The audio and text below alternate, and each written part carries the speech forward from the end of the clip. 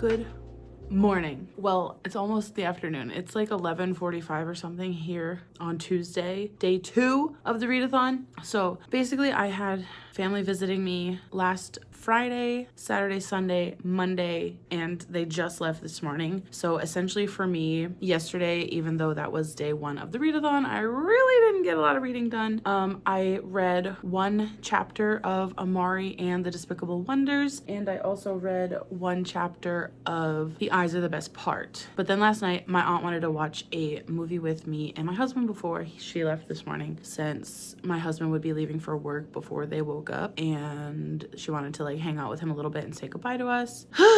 But now my company is gone. I've just been spending the morning tidying up because, you know, people come visit, and despite them doing their best efforts, the house gets messy quickly when there's extra adults here that don't normally live here. I've just made a latte. This is actually my second coffee today. I had iced coffee this morning because I was too lazy to go through the effort of making a latte earlier. But now that I'm like hanging out, I'm gonna get settled. Probably gonna make lunch. My son is playing the Switch in the other room. He doesn't have school today. Last week he had 3 snow days, and then Monday and Tuesday were teacher work days this week. So he hasn't been to school in 7 days.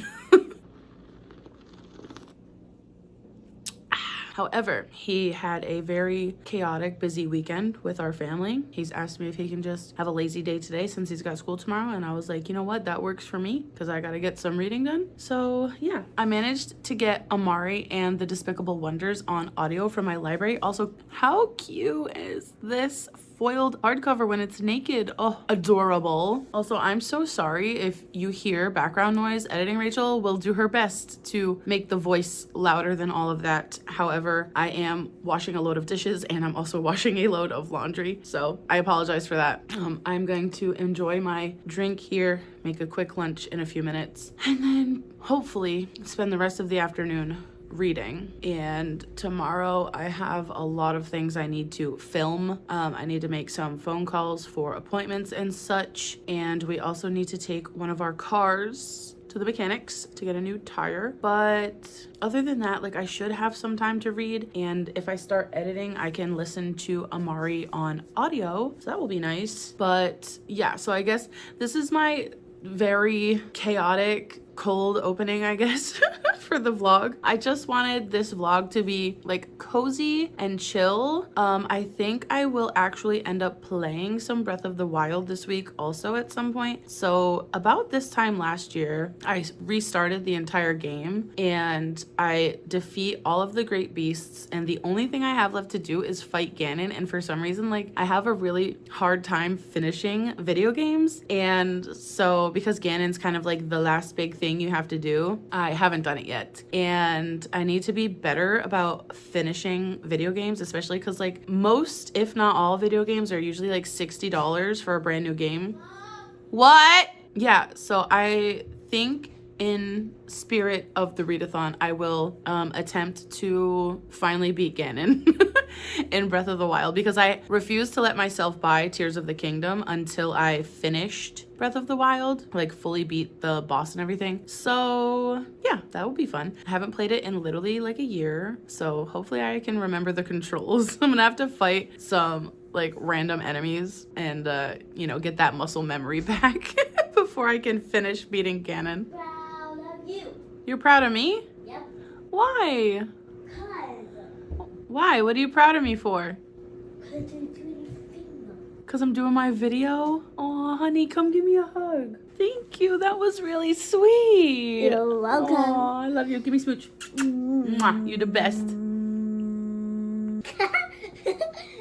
Love you. I love you too. Okay, lunchtime and reading time. I'll update you when I have things to update on. Also, how cute was that? I love my son. He's so cute.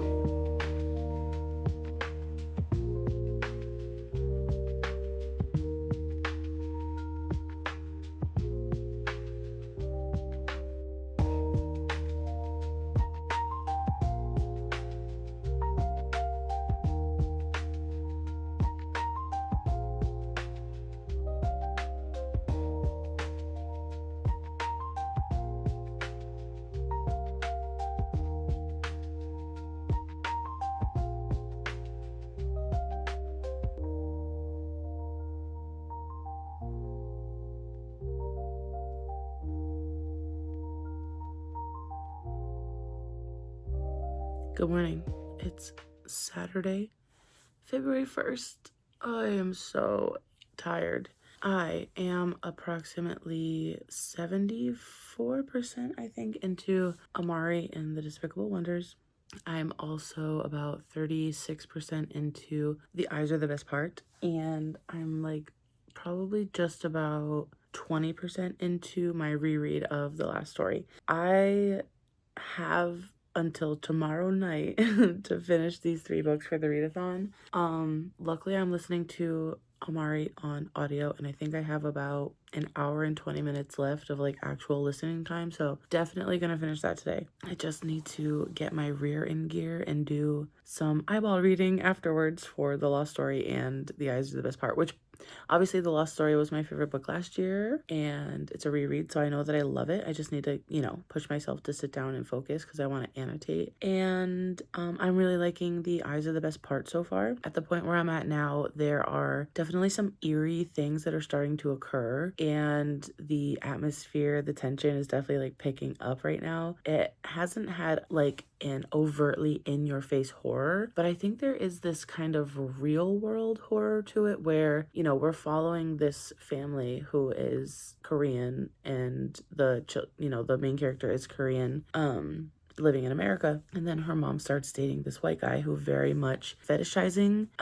Asian women, and like that's a horror all on its own. And the mom is kind of blinded because her husband had just left her, and she's like feeling really lonely, I think, so she's kind of like taking attention anywhere she can get it, so she doesn't see what's going on. So that's really sad. Like I feel bad for her, but also at the same time, like it is very horrific because it's like, wow, you're letting this guy treat you like shit. And he also like is very microaggressive towards her daughters. He can't even pronounce their names and doesn't make an effort to try. Instead of calling them Ji-hyun and Ji-won, he's calling them JH and JW. Like he's literally not even attempting to like rectify the fact that he can't pronounce their names. And so like it does have this kind of real world level of horror to it, but now there are definitely these small hints of like things that are starting to manifest in the main character, and just like small things that are like, you're like, oh, that's a little odd, and it's picking up. And even before like the creepy stuff came in, the writing is so good, and the story itself is just engaging about this family and this main character, so I'm still really enjoying it. Look at my cat in the sun. It's like maybe 8 in the morning. I just asked my husband if he would so kindly make me breakfast and a coffee and bring it up to me. So hopefully he says yes for that, because I slept like shit because I have cramps, and also I just feel disgusting because I have cramps. So I'm really trying to spend the day doing nothing today, other than reading. That's my goal. Wish me luck. I will update later this afternoon. I really haven't been vlogging much this week because honestly, as an American, like the horrors persist, you know what I'm saying? And I don't know how I can just pretend things are normal. So I'm going to talk about it because first of all, I'm a human, so my existence is political, and I read books which are also inherently political. And if you don't think books are political, try again. Like, I don't know what else to say to that. But yeah, so as an American, this week has been a lot because I did not vote for that orange man, if you know what I'm saying. And among other things. So doing my best to vlog at least the last 2 days on this weekend of the readathon.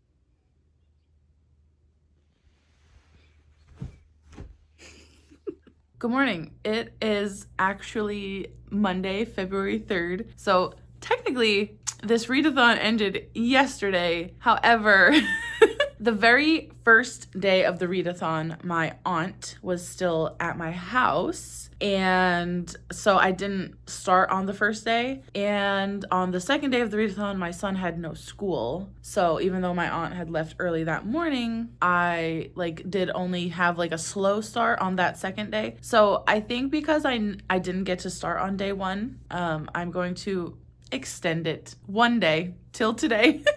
And in order to complete all of the challenges, I'm going to change my book for my reread. I also posted in the Breath of the Wild-athon Discord that I was gonna just break the rules a little bit and let myself read today to actually finish the readathon out. And then jokingly I was like, shh, nobody tell Kaz. And Kaz so kindly replied and was like, we're not very serious around here. If you want to bend the rules a little bit, that's okay. So thank you, because I am going to do that.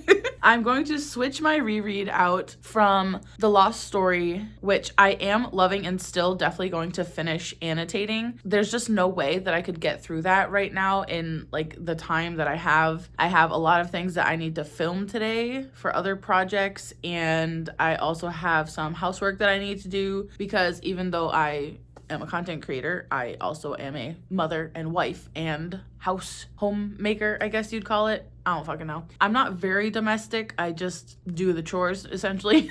My husband does a lot of cooking, so it's a fair trade. But yeah, I'm gonna switch the last story out, since I don't have time to finish all of that today, for a reread of The Tea Dragon Tapestry, which is definitely one of my favorite graphic novels. It's up there for me with Heartstopper. I think I might like Heartstopper just a little bit more, but I picked this one because it is so short, because as I said, I have a lot of videos I need to film today. So I'm going to read this now, count it as my reread prompt, and then I will have completed my 5 trials on the Great Sky Island that I needed to complete for this round of the readathon. I made myself a nice hot mocha latte, so let's read for a little bit.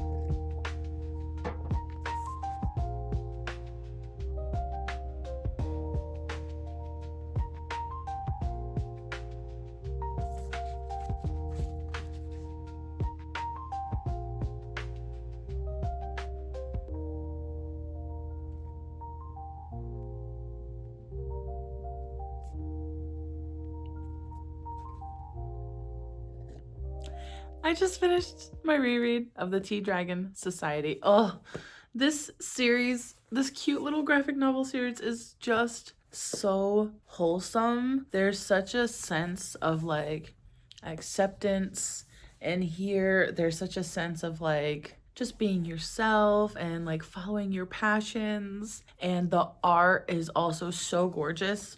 I really want to show you one of my favorite panels. Give me a moment to find it. I also just love the use of color in here. There is so many colors. Okay, I'm gonna attempt to show you this full page illustration at the end of the book. It's not really spoilery, it's just a picture of all the characters together. But are you kidding me? How gorgeous is this artwork? It's so whimsical, literally, and the characters are all so unique. I also love that it's very inclusive, because Eric is a wheelchair user. I think it's just so beautiful story-wise and visually stunning. And these books are when you just need a cozy little warm hug, when you just need the feeling of you come in from a bad day and you're cold and you're cranky and you've had a rough day and you're on the verge of tears, and someone you love just gives you a nice cozy warm hug. That is how these books feel to me, and they're so cute. Okay, so with that book done, I have officially completed all of the prompts for Breath of the Wild-athon. I read Amari and the Night Brothers to complete the challenge for a book that would go towards my 2025 reading goals. I read The Eyes of the Best Part for the challenge of reading a book off of somebody else's favorite list from 2024. And then I read The Tea Dragon Society for the rereading a book challenge. My favorite book of the week was definitely The Eyes Are the Best Part. That book was like so odd in a way, but also extremely interesting. And the entire time I was like, you know what? Good for her. You know what? You go, girl. You slay, okay? Like, eat those eyeballs, girlfriend. Like, I was rooting for her, even though she was objectively psychotic. And I also just think that the social commentary as well about the like Korean American like diaspora experience was also just woven in so beautifully, because we're following with the main character and these things are kind of occurring, and then, you know, we're getting in her mind like, oh, what the fuck moment, because people treat them differently for the way that they look, and just getting that story of like this weird almost psychological like break that she's having, and like this weird obsession with eyeballs that she's having. But we're also seeing like, you know, there's a lot of things that could have caused this, because people do treat her and her family differently because they're Korean, and there are just so many factors in like her friendships that went wrong, or her, you know, the fact that she was struggling in school at one point, and her father leaving. So it's like all these things kind of contributed to this psychological break that like caused this weird eyeball obsession, even though there were actually so many aspects of like causation for like what she was going through. It didn't feel overwhelming. Like, I didn't feel like there was too much going on. It felt like every single thing that happened like had a place and indirectly helped cause this situation. And also, this is a book where like at the end, you know, you're kind of like, you know what's happening, and because you're following the person who's like eating these eyeballs and stuff, so like you know what's going on. And yeah, at the end I was just like, you know what, good for her. She needs to go to therapy, but good for her. But I really enjoyed it. It was so weird, and in such a good way. It's unlike any other book I've ever read, that's for sure. But I think it's one that I'll definitely reread in the future too, especially as somebody who has a psychology degree. Now that I've read the whole thing, like I would love to go back and kind of analyze the like psychological effects of like the microaggressions that she experienced, her father leaving. Like, I would just love to see, because I'm sure there are some nuanced foreshadowing moments in there that I missed the first time around, but I really thought it was so interesting, and I understand completely why it was on Gavin's favorite list. I'm giving it a 4.5 stars, and the only reason for that is I just wish it was like a little bit gorier. I don't know, there were definitely some moments that were kind of gory, don't get me wrong, but like the way that people talked about it, I had this expectation that it was going to be like more gory, and I don't know if that's just because I'm desensitized, and so like what people think is like disgustingly gory isn't as disgusting to me. I don't like eyeball things in like movies, and so I was really expecting to be disgusted and grossed out, but honestly, like none of it kind of grossed me out. I definitely wouldn't eat a fisheye, that's for sure. At the beginning, they're eating dinner with their mom, and she's like, oh, we should eat the fish eyes because it's considered lucky in, you know, in Korean culture. And I don't think I could ever eat a fisheye, but like, you know, the grotesque descriptions of the eyeball eating, like it really didn't bother me, which is shocking, because if you were to ask my husband, I get so squeamish when things happen to eyeballs in horror movies. I literally am like, just tell me when it's over. I can't look. I don't want to see this. So yeah, I think he'd be proud of me for reading this one.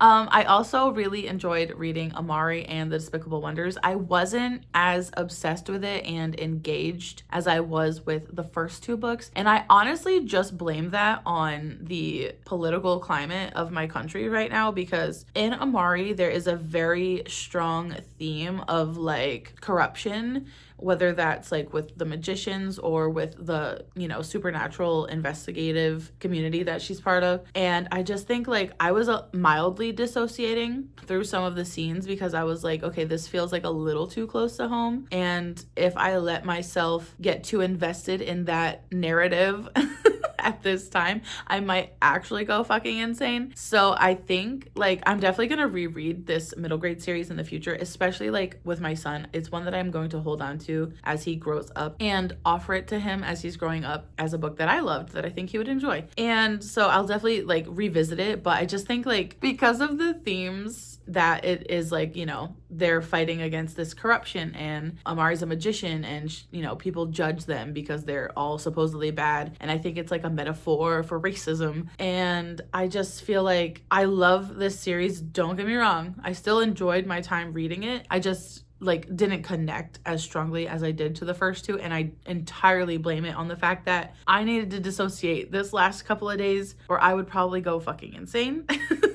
And then just to wrap up, obviously I just finished the Tea Dragon Society, which I had just chatted about, so I won't repeat myself. But I think that I had a great reading week overall, and I also got 106 pages into my reread of The Lost Story, which I did decide to annotate, and I think that I probably could have finished it quicker for the readathon if I wasn't annotating, but it was my favorite book of last year, and it's probably one of my favorite books of all time. And rereading it has just been like, I'm just like getting misty-eyed at literally everything because, you know, when you first read a book, you're just getting to know the characters, and so you don't really connect in the beginning, and you build that connection as you go on in the book, obviously. And even though I loved this book from page 1 when I did first read it last time, I didn't know everything that I know now. So going back and knowing how the story ends, I'm like, literally everything they say to each other, I'm just like, oh, I'm getting teary-eyed and I'm like emotional. And it also probably didn't help that like I started this book in my period this week, and it's like my hormones are all over the place, so it's just making me like want to cry even more. Yeah, it's a book that I highly recommend. It's really fun. There's a lot of good banter in here, but there is also like really great writing. Like it's just the conversations feel so realistic, the way that they talk to each other, and there are so many moments in here of like a couple of lines that just really like hit home, and I just think it's such a beautiful story. So if you haven't read The Lost Story yet, what are you doing here?